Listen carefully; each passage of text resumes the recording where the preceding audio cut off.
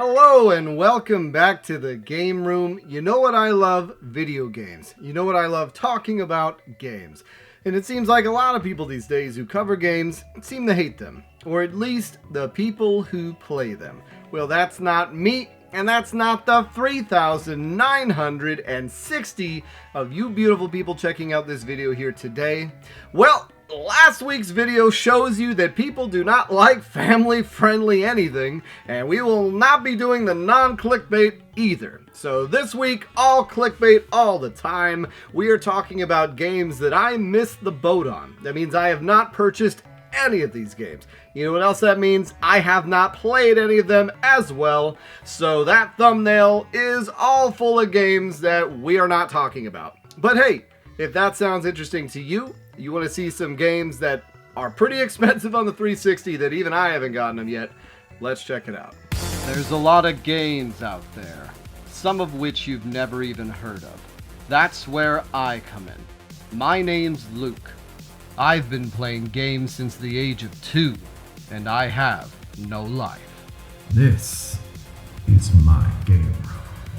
So yes, this video is a little bit of a cop-out. We're going to be talking about some of the games that I am still actively pursuing, and I probably should put this video out after I've already bought all these because actually pricing has come down pretty substantially on some of these. And the first one we're going to talk about is one of those, and that game is Ryden Fighters Aces. Yeah, like I said, I don't have the games, I'm just using generic case. But yeah, Ryden Fighters Aces. So this is a 3-in-1 game that has a bunch of arcade-only Ryden games, or Ryden games, depending on how you pronounce it. Now, I bought Ryden 4 on the 360, and I have covered it. So that game right here. I don't know how it's different than Ryden Fighters Aces, but I've heard that the other one is a lot better, and it got up pretty expensive, around a little over 100, 150. I recently have seen it drop into the $50 range, so definitely one I should snatch up, like I said, before I talk about it to all you people. But hey, that's what I do. I'm an idiot. Like I said, it's 3 different shooters.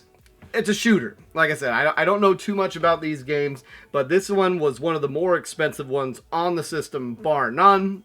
Because I think these aren't anywhere else. And if you like shooters, I've heard that these are some of the best on the 360, bar none. So definitely one to pick up if you snag it, or if you have it, congratulations. You have a game that is so expensive that I have not wasted my money on it yet. Now, another game that is in the stratosphere that I've only seen once, and it was a disc-only copy. And I just can't buy disc-only Xbox 360. I don't mind it if it ends up in my collection, but I'm not going to actively just buy a disc with then having to go and get the case and manual. And that game is Autobonsia. Now, Autobonsia in Europe, I believe, is just known as Crash Time 2. And that seems to be something that happened here in America. Is that we got the first Crash Time, but then the second Crash Time, for some reason, was renamed Autobonsia, and then there's a Crash Time 3 and 4, but those may be PAL exclusive, and even though they were released out there, they're pretty uncommon as well, though I won't get too much into that. Another video I want to do is I want to cover PAL exclusive games, so that would be those back half games, but Autobonsia, I've heard the Crash Times are fun. They're not, like I said, I don't know too much. They kind of dabble more on the arcade side and less on the simulation side. But this one, it's got a generic cover. It just looks like a car. The name, like Autobahn Police, what is this? If you don't know what an Autobahn is, it's a long stretch of road that has no speed limit on it. There's a big one in Germany, I believe. Or it's the name of an elementary school that I went to when I was a kid. Because I guess we were a fan of bird watching. But that's the Autobahn Society, if you know what that is. But yes, this is it's a very obscure and uncommon racing game. Like I say, I've never come across it. It got up into like the $150 to $200 range. Why it's so expensive is because it's super uncommon. And it's also one of those ones where if you know to look for it, if you find a thrift store or pawn shop somewhere that just sees it as a generic racing game and puts it out for $5-10, snatch it up, because that is a huge score right there. Like I said, there's not that many of them. Speaking of super rare and uncommon racing games, probably the most obscure uncommon game on the 360 that's the most expensive would be F1 2013. Now, F1 2013 is a unique story. I think this game got up in like the $500 range, and I don't think it's come down. I think this is one that's truly going to stay up there, because what happened was there was some sort of delay or lawsuit or something of that, where I believe it came out after F1 2014 for some reason. And then the only way you could get F1 2013 was if you pre-ordered it, or it released, but there was some sort of licensing issue, and then it got pulled, but then there was somehow like 1,000 copies. I don't know. Like I said, I might be spewing misinformation here. Shows you how uncommon, like, you just don't find these. And 2014 is uncommon and rare too, but 13, oh my god, you can't find it anywhere. And I think it only came out physically for the 360, might be that. But then ones like 12, 11, those are dirt common. Like, you find those are $5, doesn't matter. But F1 2013, that's the white whale game for the 360. That's it apparently is the stadium events. So if you're I like collecting, don't get me wrong, but when it comes to games that are just like that, I'm also not into F1 games, which I hear this game is amazing. That's the other thing that makes it rare, is that it's supposedly the best F1 game ever made, and 2013's better than 2014. I don't know. Maybe there was a dispute with one of the car manufacturers or one of the people in it. That's typically what happens with these kind of things. But that is one, if you can find that one, just like Autobonsia, it might get priced in a way where people don't realize that it's rare. And so you could come up with a pretty nice come up, because with the 360 right now, it's nice. The pricing is down across the board. Specifically on our next one here, which this was one of the big dogs that I have been looking for. It is a sequel. It always happens. The sequel is the obscure and the rare one. And that is Fist of the Northstar 2, Ken's Rage 2, I don't know, Ken's Fury. But I have the first one, but I'm really interested in getting the second one. That was one of the games that was still available on Xbox Live to buy, but never went on discount. It was like $40, and then there was a ton of paid DLC for it. According to a lot of people, it's very similar to the first game, just better, like a better playing game. I think it introduced co-op even, or correct me in that, but that is one that got around $200, $300. Like, it was going nuts back during the FOMO, and now once that's done, much like Ryden Fighters Aces, this one has gone sub 100 again. So I think I've seen copies go for 80, 70. So definitely, if you're interested in this, now I'm so tempted to get this one. You know, I have a bonus coming from work. Maybe I'll pick this one up. It's definitely one of the few left on my radar that I am going to be willing to pay a premium for, just because, you know, I like completing the sets, and it is a game style that I enjoy more so than, say, a racing game or a sports game.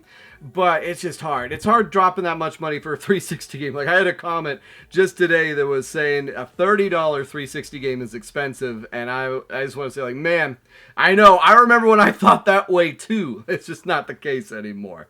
But yeah, Fist of the Northstar 2, that is another crushingly expensive sequel that now is the time to buy. And if you don't know, it's a kind of a third-person action combo game, not completely in the vein of the Dynasty Warriors games, but feels a little bit like that, where you're running through hallways and over-the-top violent. A lot of different players you can play as well. Now, one that I missed the boat on that I am so surprised I did not pick up, just because I'd seen it so many times at GameStop. I'm a huge fan of the cartoon. I just heard it was terrible, or something similar with the Simpsons game. I didn't want it in my collection for some reason. And that is Family Guy Return to the Multiverse. I think that's what it's called. But yes, the Family Guy game. And it's sort of the kind of like the sister game to the Simpsons, where it looks just like it. It's kind of a third-person action platformer, very zany. I believe it uses the storyline from the Multiverse episode, which was a very solid episode when it came out circa 2011, 2012, sometime around there. I think that's the one where they went back to the first episode of Family Guy, which was so funny to think. I mean, that was like around the 10-year anniversary, but it was a very fun episode, and I think this game is based around that. And I had seen this game at GameStop for like $5, $10, $15 forever. And I want to say Jen even wanted to buy it for me at some point, and I said, no, I've heard that's terrible. And I like all of these. None of these are Gears of War or Mass Effect 2, but a lot of these games are still decent, and especially if you're looking back on it now, you know, the review scores, I never really trusted review scores, but some of them I trusted more than others. Like if you saw a bad review, if you didn't have a dog in that race, you wouldn't take a shot. And now I'm much more willing to take that shot. But that's one that I think looks very good. I believe it's co-op too, and it kind of seems like the Simpsons game. Like I've heard a lot of, like I played the Simpsons game. It's fun. I have the Simpsons game, and that's another one I wish I hadn't missed out on. But what are you gonna do? Now, one that I did miss out on, but thanks to one of you guys, yes, I am giving another shout out to Michael from Lake Oswego because he helped out the channel so much. Is still actively looking for some stuff here to contribute to the channel, and that game is Fatal Inertia. So this is a racing game. It plays a lot like a F-Zero with a little bit of a Mario Kart feel or extreme, because you get weapons that you can mess with the other racers. It's an early Xbox 360 game. It's made by Koei, of all people, which you wouldn't think is making a racing game. And it's fun. It's very, very fun. It got up around $100, $150. It started to crash down $60-ish, so definitely one to pick up if it looks interesting. But that is one that I missed the boat on. That was on this list. I've had this list written for quite some time, but because he sent it to me, I've actually been able to play it and cover it, but I figured in the interest of giving him another shout out, we're going to mention it. Super fun hovercraft racing game. About as, you know what, reminds me of, not Hydra Thunder, but there was that game that came out on the Switch. The first week the Switch came out, there was a DLC only game, and it got a physical edition later. Reminds me of that game. Got RMC Racing, not RMC Racing. Maybe that was it. Anyways, it's very fun. Definitely one worth picking up, and thank you again. Thank you again, Michael.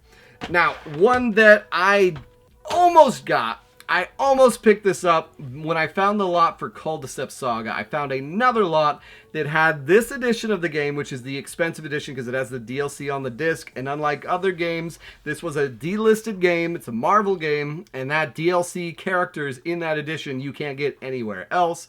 And that is Marvel Ultimate Alliance Gold Edition. So I literally saw this in a lot that went for almost nothing. I want to say it went for like $70, $80, and that's some other good games in it too, like Saboteur. And at this time, the Marvel Ultimate Alliance Gold was still going for maybe $130, $140. I think it's up to $200 now. Like, this is one that has not gone down, and I don't really foresee it going down because it does have basically it's the last vestige of solid Marvel on all fronts. So you had when Marvel was good in the comics and when Marvel was good in the movies, because it's slightly before, I think it's right before Iron Man came out, right around when that came out. But this is one that I really don't foresee myself getting. I have Marvel Ultimate Alliance 2. I have Marvel Ultimate Alliance 3. It's not my style of game. I like 2 more than 3. I don't know if I'd like 1 more than others, but it's just, that's one that unless I find a crazy deal on it or just happens across it, that is not one I'm going to pay up for.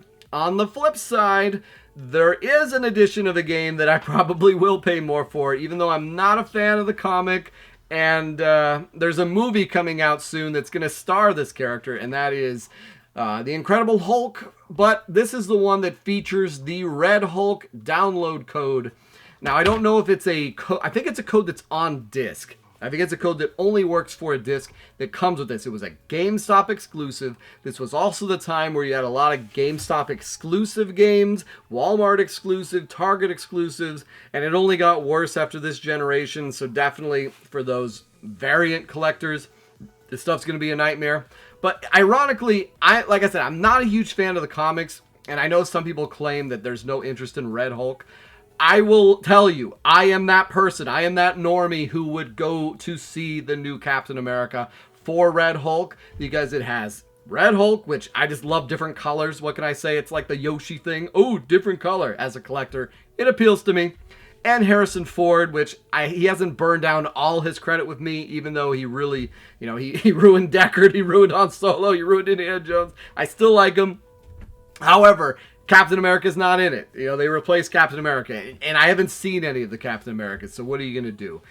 Even though I love Anthony Mackie, I thought he was really good in Twisted Metal, I just don't have an interest in seeing the movie, and especially hearing about all this and that. He's not super powered, how he's going to fight, I don't know, whatever. But I would have been interested in Red Hulk other than that, if it had been an actual, anyways.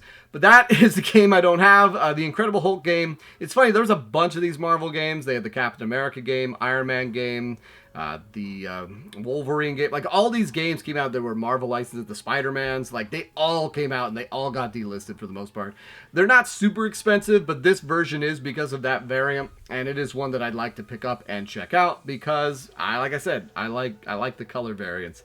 Now, another one I haven't picked up is a twofer, and that one is Armored Core 5 and then Armored Core 5 Verdict Day. I know they're two different games. It's not DLC. These Armored Core games I enjoy, but they get really into the ticky-tacky technical aspects of these games, which kind of turns me off at times. Verdict Day is the one that's by far more expensive, and just a collector's tip to you. I've seen this happen where some people will post Verdict Day as not complete with no manual. It is another game that did not come with the manual, at least here in North America. It has one of the ones on the inside of the case. So use that to your advantage. Maybe you can get a deal out of it if the person doesn't know what they have. But yeah, Verdict Day, Armored Core game. After playing Armored Core 4 and Armored Core 6, really got an idea. Even though I played Armored Core 1 back in the day, I long for those chunky PS1 graphics, but it's just too much minutia, too much going on in those games for me to really wrap my head around it. I much more appreciated a game like Front Mission Evolved, where it gave you a taste of that, but removed some of it. Even though Armored Core 6 is probably the most user-friendly of all of them, in my opinion, and luckily From Software moved into the Dark Souls, that Elden Ring, that kind of style, which who knows what they're going to make next, but the fact that they went back to Armored Core 6 was super cool. Alright, and then the last two games we're going to talk about is another twofer. Once again, this is one that I've known about forever, and it's funny because they started off as a joke, and then I feel like the longer it's gone on, people start appreciating these games. And that is Saw and Saw 2. So there's two of those. I believe there's Saw 1 and 2 also on the PS3. And it's funny, the first thing I remember hearing about this game was back when the completionist was not persona non grata, and when Greg was still on it, I think. They covered them. I don't know if they did a playthrough or they covered it on the show, but the game just looked like a joke. But then the more as the time went on, as distance went on, more people played it, they started saying these are actually decent horror games. They're not completely jump out and scare you. I mean, that whole genre took off with things like Five Nights at Freddy's, which I have not really dabbled my toes into too much. I don't like horror games, I'm not gonna lie. Even starting BioShock, the beginning of that, thankfully the game is more just disturbing than it is scary. But yeah, Saw 1 and 2, they're terribly reviewed games, but they have a fan base, and they are very expensive. Those are two that were expensive before the FOMO, and I think they're still up there. It's still around $80, $100, maybe $50, $60, and they're expensive on both systems too. For a while there, I think the PS3 ones were more expensive than the 360, but 360 has overtaken the PS3, which still seems to be the case. I'm sure once the PS3 store closes, that'll change again, but I honestly don't think it will, because it's sort of the popularity contest. Like the 360, even though the PS3 ended up selling more consoles, in the end, I want to say those were more discounted consoles. Those were more people like myself waiting to the end of the generation to then, because you had to do it to play Uncharted. You had to do it to play God of War 3. You had to do it to play the Infamous games, the Little Big Planet games. Like, there were certain series that were PS3 exclusive, and we all had played Halo and Gears of War to death. And that that and the fact that Xbox shot themselves in the foot with the Xbox One, but I digress. But I believe that is all of them. Those are all of the games I have missed the boat on. There's not that many, to be honest. I'm pretty happy that that's it. I think we're talking about, what, 11 games? So let me know about some games you guys missed the boat on. Let me know if there's some other 360 games I should be looking for. I love the suggestions still to this day. I'm looking for Top Gun, Hard Target, or Lock On, whatever it's called. That's a good one. I saw there was a couple other suggestions recently, much like the Hellboy one. Keep them coming. I love it. Thank you guys. That keeps us with ideas to talk about. Who knows? We might have to start jumping into Switch games once the Switch 2 gets announced. But I mean, because I have been playing some of those. But hey, I'll try to spare you from that from now. But we'll see. We'll see if I get desperate. But hey, as always, it's been so nice getting a hold of you. I release a new video every Tuesday. Take care.